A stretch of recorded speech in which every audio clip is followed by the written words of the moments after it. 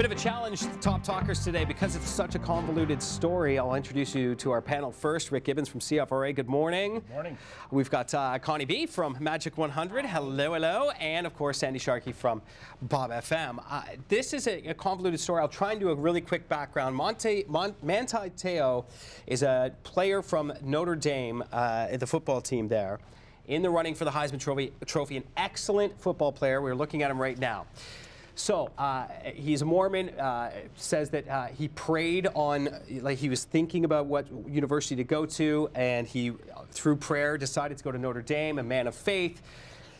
So the story gets built around him.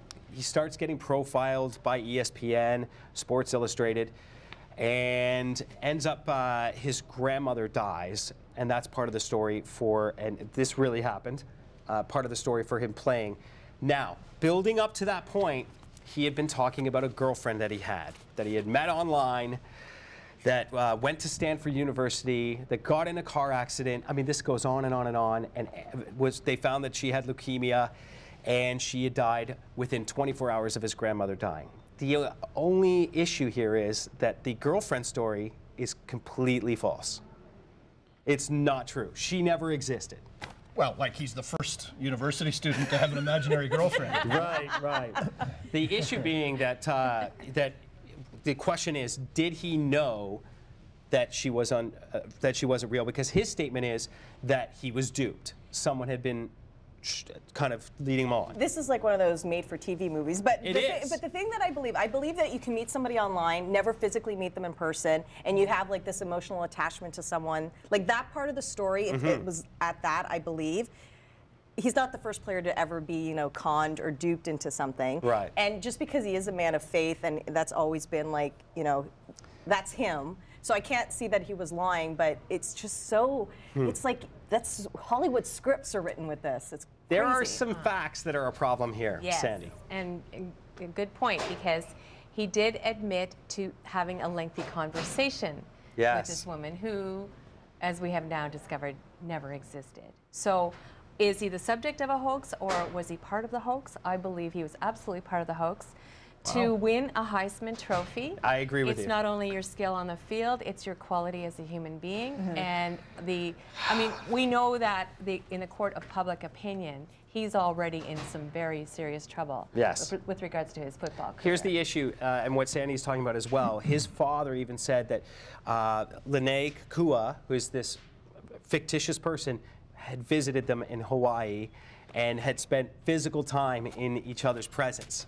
Yeah, I have to admit, I don't share the same optimism that he's telling the truth here. The first rule. You're so jaded. When you're trying to get out of a hole, the first job is to stop digging. And I sense that he keeps digging deeper and deeper and deeper a hole for himself here. And maybe he needs to reserve some time on Oprah's couch, and we can get the. That's a great point. Now he's supposed to make a public statement today, is he not? Supposed to be? Well, he's going to have an interview. Yes, with, okay. with a TV reporter. We're just hoping it's a real reporter. Okay, yes. Sutcliffe tweeted out this morning. Right, so there's some big issues here, and beyond just the obvious story, and we'll get more of that story as he does more and more interviews. But the issue here is, has the media failed? Should you be fact-checking, or is there any reason to fact-check someone who's seemingly a believable human being? You're going to fact-check whether or not someone was in a hospital in a car accident, or are you going to take them on their word? Well, I think under circumstances like this, you take them on their word. It wasn't that people had any reason to be suspicious before this. This was really tweaked by Deadspin, the website that found, that dug into this and uncovered the truth. They were sent in anonymous emails, so that's how these things usually start. I don't think you would expect the media to immediately dig in to find out whether he had a girlfriend on the basis of what they knew at that point. Now, all this came about, though, because of his horrible performance at that one Notre Dame game. And they said, what was wrong with you? It didn't look like you were concentrating, that your mind was elsewhere. And that's when he had mentioned, my mind is, my grandmother, my girlfriend. And from there, he played these epically excellent games, and they were saying, in the face of adversity. Yeah. So that brings up a great point, Connie. Now, you said not only do you need to be an excellent athlete to win the Heisman, apparently you need to be more now. And so is this a function of him needing to provide a backstory, some extra drama to the coverage? Well, I think, we are, as a society now, we are placing so much importance on role models. Right. I would think that a Heisman Trophy winner would naturally, just by the nature of the award that he has won, become a role model. And, you know, it's incredible how many stories are coming out right now of people that have had lies that have lasted a long time, but they always get caught. Of course. Yeah. When you're in the public eye, you are always going to get caught. So, you know, now it begs the question, are we going to forgive you? If you sound like you're very, very sorry about your lie, are we going to forgive you?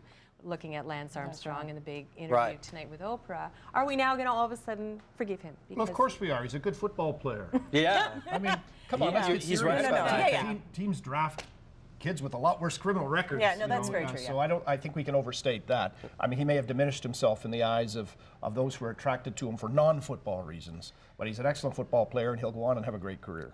They always say that it could be, you know, follow the money, and the situation is this. He was number 2 in Heisman voting. That immediately ups your rank in terms of your draft, in the draft into the NFL, which means you make more money. So is the lie a web of lies for that reason? Or was he truly duped? I guess we'll have to wait as more facts about this very strange case continue to roll out. Rick Gibbons, thank you very much from CFRA. Check him out. Also Connie B from Magic 100 and Sandy Sharkey every morning on 93.9 Bob FM.